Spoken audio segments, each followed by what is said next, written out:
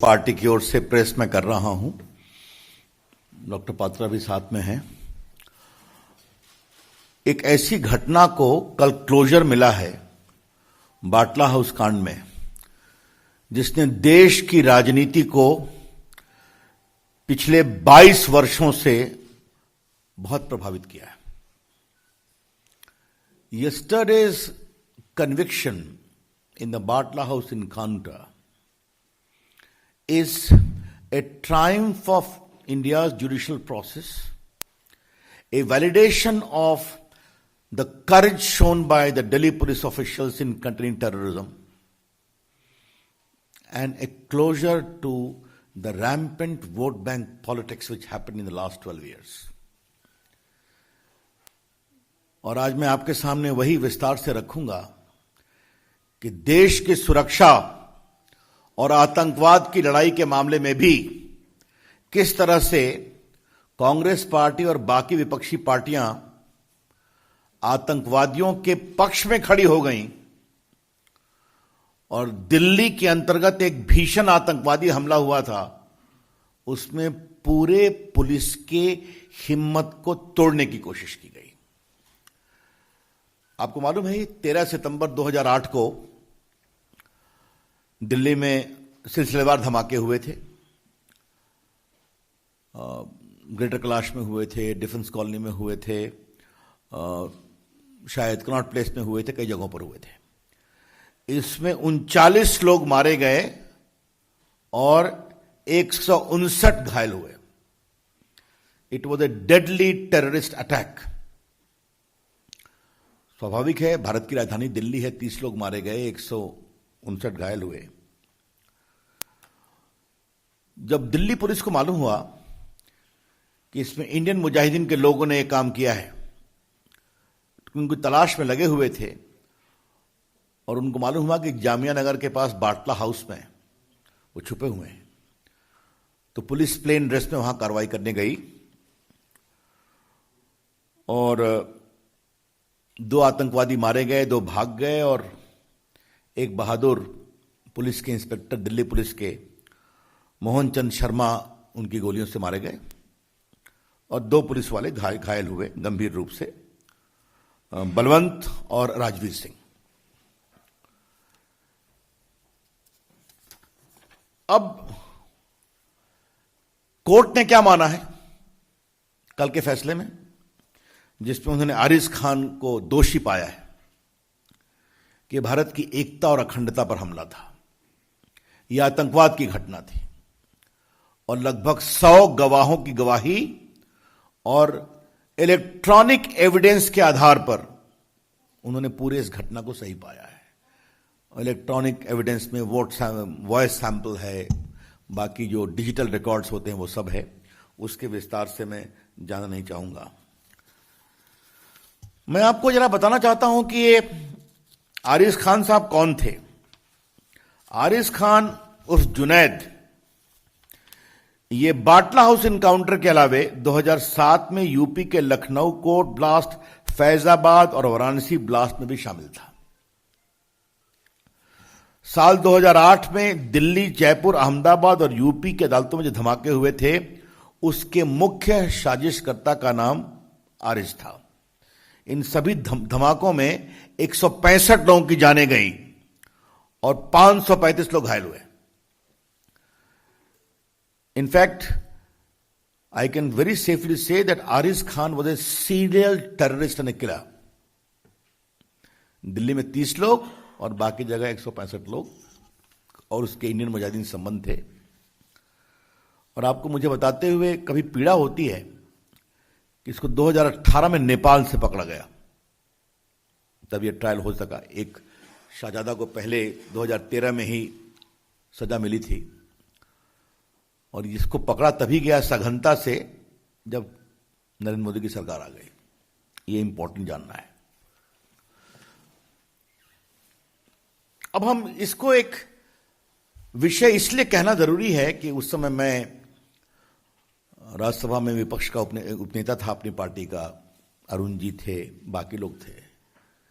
मतलब मुझे आपसे कहने में कोई शंका नहीं है कि दिल्ली पुलिस के कई लोगों ने हम लोगों से परोक्ष संपर्क किया कि हमें बचाइए, हम ही हमलावर बताने की मुहिम चल पड़ी है। हम देश की सुरक्षा के लिए क्या करें? आपने सलमान खुर्शीद का वक्तव्य सुना होगा कि सोनिया गांधी को मालूम हुई इस हमले के बारे में और 2 लोग आतंकवादी मारे गए तो आंखों में आंसू उनके आए थे। ये पब्लिक स्टेटमेंट है, रिकॉर्ड पर है, आज के अखबारों ने कहा है। उस समय पार्टी का मुख्य प्रवक्ता भी था स्वनाम धन दिग्विजय सिंह, तो आजमगढ़ चले गए और उनका एक पब्लिक स्टेटमेंट था कि गोली तो यहां पर लगी है सर के ऊपर, तो हमला कहां से करेंगे? मैंने पूरे इस घटना को एक प्रकार से जबरदस्त संदेह में डालने की कोशिश की गई। There was a conscious, deliberate and consistent attempt to cast serious doubt over the authenticity of this Batla house incident, designed to weaken the morale of the Delhi police and give clear support to terrorists and their design. Why? For pure vote bank politics. सिर्फ vote bank politics के लिए किया जा रहा था। मुझे याद है मैंने दिल्ली के बीजेपी दफ्तर में एक बड़ा प्रेस कॉन्फ्रेंस किया था। उस समय 11 अशोक रोड हुआ करता था। अगर आप लोगों ने पुराने रिकॉर्ड को देखेंगे तो मैंने कहा, सोनिया जी मुझे आपसे एक सवाल पूछना है कि आपकी सरकार जिसकी आप चेयरपर्सन हैं वो मोहन चंद शर्मा जी को अशोक चक्र की घोषणा देती है जो 2009 में दिया गया, और आपके महामंत्री जनरल सेक्रेटरी श्रीमान दिग्विजय सिंह आजमगढ़ के जाकर के इस पर सवाल उठा रहे हैं। आपका क्या स्टैंड है? और मैंने 2 दिन लगातार सोनिया जी से सवाल पूछा। वो इतनी एम्बैरेस्ड हुई कि शायद मजबूरी में, देश के दबाव में दिग्विजय सिंह को कुछ क्लैरिफिकेशन देना पड़ा। आपको मैं एक स्टेटमेंट और पढ़ाना चाहता हूं। ये तो बहुत ही जोरदार स्टेटमेंट है। अक्टूबर 17, 2008 या कहिए अक्टूबर 18 होगा। ये एक्सप्रेस न्यूज सर्विस की रिपोर्ट है। मैं इसको खाली 2 लाइन पढ़ूंगा और आप सुने। On Friday, Samajwadi leader Amar Singh and Trinamool Congress chief Mamata Banerjee shared a platform in Jamia Nagar demanding a judicial probe into Batla House encounter. That was a fake encounter, and if I am proved wrong, I will stop practicing politics. I demand a judicial inquiry, Mamata asserted amid cheers from the audience. Mamata Banerjee जी 2013 में शाहजादे को जो accused थे उनको आजीवन कारावास हुआ, और जो मुख्य अभियुक्त थे उनको आज आरिफ खान जुनैद को सजा हो गई। 15 को वो कितनी सजा होगी बताएंगे। ममता जी आपका क्या कहना है? क्योंकि आपने पब्लिक स्टेटमेंट में दिखा रहा हूं कि मैं पॉलिटिक्स छोड़ दूंगी। उनका अक्टूबर 18, 2008 का स्टेटमेंट एक्सप्रेस न्यूज सर्विस का रिकॉर्ड पर है, आप देख लें। सलमान खुर्शीद जी आपको क्या कहना है? अभी आपके आंसू निकल रहे हैं या सोनिया जी के निकल रहे हैं कि नहीं? आरिफ खान की सजा हो गई तो। और दिग्विजय सिंह जी आपको क्या कहना है? यह बहुत ही गंभीर सवाल है। बाटला हाउस कांड को Samajwadi party, BSP, Congress party, left parties, Mamata ji, इन सबों ने नेशनल इश्यू बनाया था। यूपी के चुनाव में इश्यू बनाया था। और बाकी ममता जी ने क्या कहा मैंने आपको पढ़ दिया है। क्या मतलब है इसका? क्या वोट के लिए आतंकवाद के खिलाफ लड़ाई को इस तरह से कमजोर किया जाएगा? आपको एक विषय और जानना चाहिए। ह्यूमन राइट कमीशन गए, वहां ह्यूमन राइट ने दिल्ली पुलिस की कार्रवाई को सही पाया।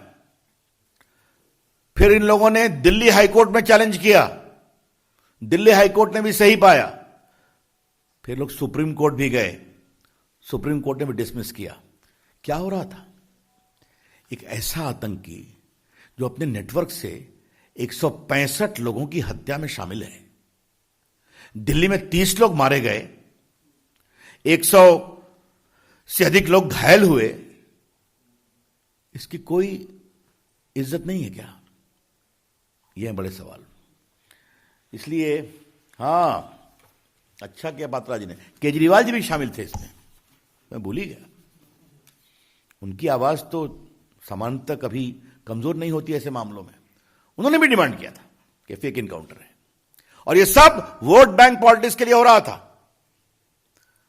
आज जब देश की न्याय प्रक्रिया के द्वारा एक बहुत बड़े आतंकवादी को यह बड़ी सजा मिली है, 100 से अधिक गवाही के आधार पर, साइंटिफिक एविडेंस के आधार पर, मेडिकल एविडेंस के आधार पर, तो क्या यह पार्टियां माफी मांगेगी?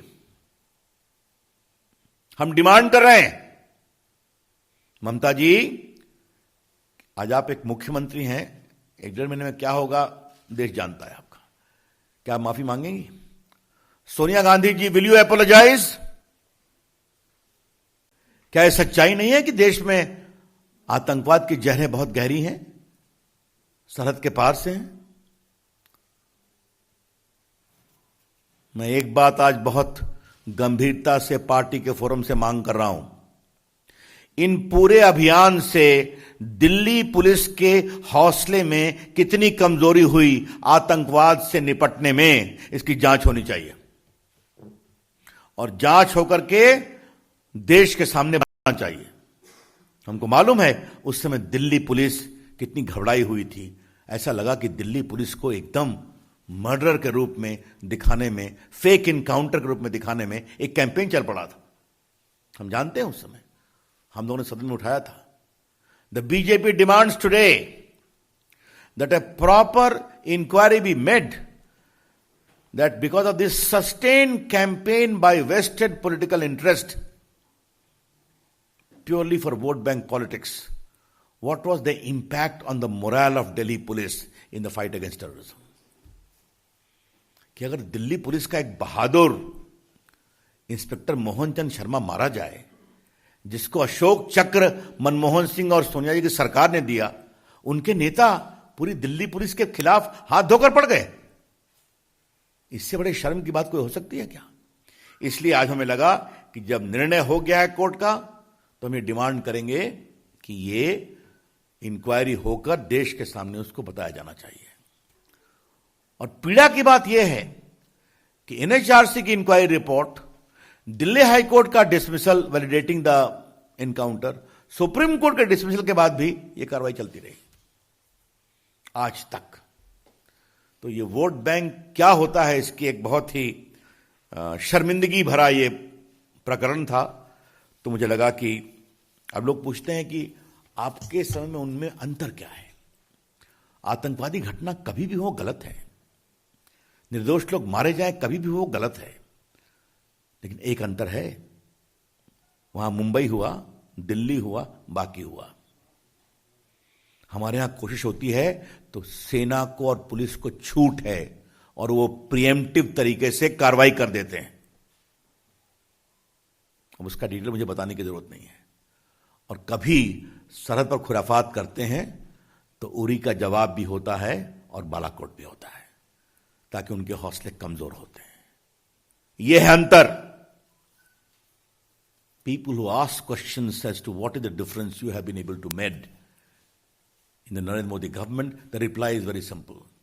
Terrorism any day is something to be condemned about. The nation needs to speak in one voice. But the difference is, then Mumbai happened, Delhi happened. Today, if they try, the police is given freedom to undertake preemptive strike. And their conspiracy and their cells are contained. And if they do something, then Uri is the response and Balakot is the response. To break their complete backbone. That is the basic difference. तो मित्रों, मुझे अपनी ओर से यही महत्वपूर्ण बातें कहनी थी और मैंने इसमें सारी बात फैक्चुअली कही है। कई चीजों को मैं स्वयं सदन में उठाता रहा हूं तो आज कांग्रेस को जवाब देने का समय है। आज वोट बैंक की सियासत करने वालों को जवाब देने का समय है। आज उनके माफी मांगने का समय है। और आज के दिन दिल्ली पुलिस को किसने कमजोर करने की कोशिश की, उनके हौसले को, उसकी जांच करके उस जांच की रिपोर्ट को देश के सामने लाने की जरूरत है। आज के दिन मैं शहीद मोहनचंद शर्मा के बलिदान पर उनको विनम्र प्रणाम करता हूं, उनके पूरे परिवार के जज्बे को सलाम करता हूं। और जिस दिल्ली पुलिस के जवानों ने बाटला हाउस में संघर्ष किया और बहुत बड़े आतंकवाद से देश को बचाने की कोशिश की, उनके साहस को भी अभिनंदन करता हूं। धन्यवाद। Any questions now? धन्यवाद रवि जी। कोई प्रश्न प्रासर जी?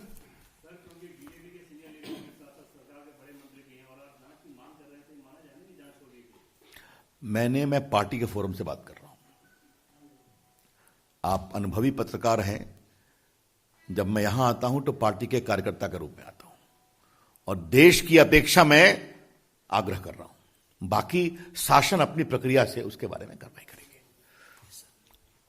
बटला हाउस एनकाउंटर मामले में जिस तरह की राजनीति देखने को मिली और इस तरह जब भी कुछ और एनकाउंटर में भी पहले राजनीति के आरोप लगे हैं और बाद में जब तथ्य सामने आया तो फिर लोग चुप हो गए, तो आपको लगता है कि अब इस मामले से सबक लेंगे, खासतौर पर कांग्रेस पार्टी, चूंकि कई एनकाउंटर में दबे छुपे उनके नेता सवाल उठाते रहे, बटला में तो खुले तौर पर कहा कि सोनिया गांधी के आंसू आ गए। देखिए, मुझे एक ही बात कहनी है। आज के दिन मैं इस विषय को एक बड़ी धार देना चाहता हूं। आतंकवाद पर सियासत कितना की जाएगी? क्या आतंकवाद की घटना एक सच्चाई नहीं है? कितने निर्दोष लोगों की जान जाने के बाद वोटों की सौदागरी कमजोर होगी या बंद होगी? ये हैं बड़े सवाल। इसलिए आज मैंने कोई पॉलिटिकल डिमांड नहीं किया है। जिन लोगों ने किया उनका माफी मांगना बनता है कि नहीं बनता है, यह विषय उठाया है। रवि जी, आम आदमी अगर आतंकवादियों के बारे में बात करता है या फिर उनका साथ देता है तो उसके खिलाफ देशद्रोह वगैरह का मुकदमा लगता है, कानून मंत्री।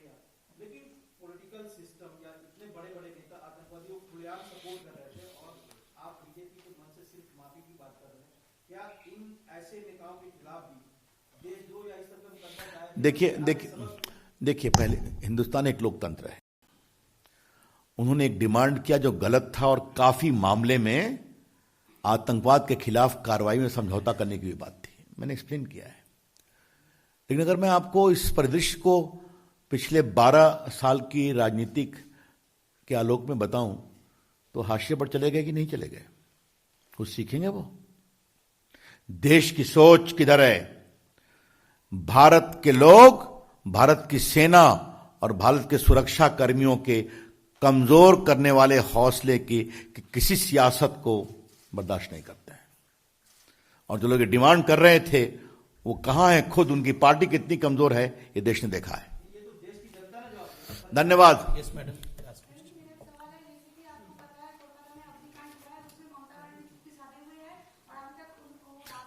पार्टी के लोग वहां जवाब देंगे, जरूर देंगे। ये आज का विषय एक दूसरा है।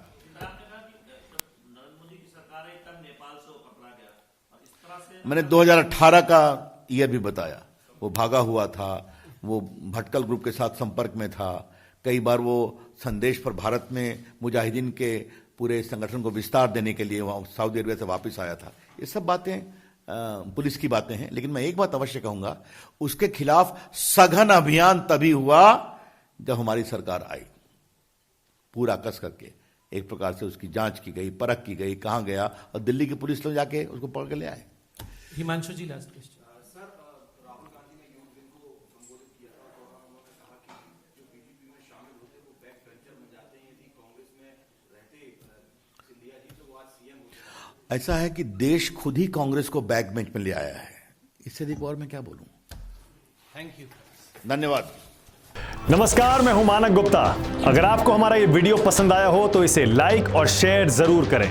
और हां, हमें सब्सक्राइब और फॉलो करना ना भूलें ताकि आप देश और दुनिया की कोई खबर मिस ना करें। तो जुड़े रहिए हमारे साथ और देखते रहिए न्यूज़ 24।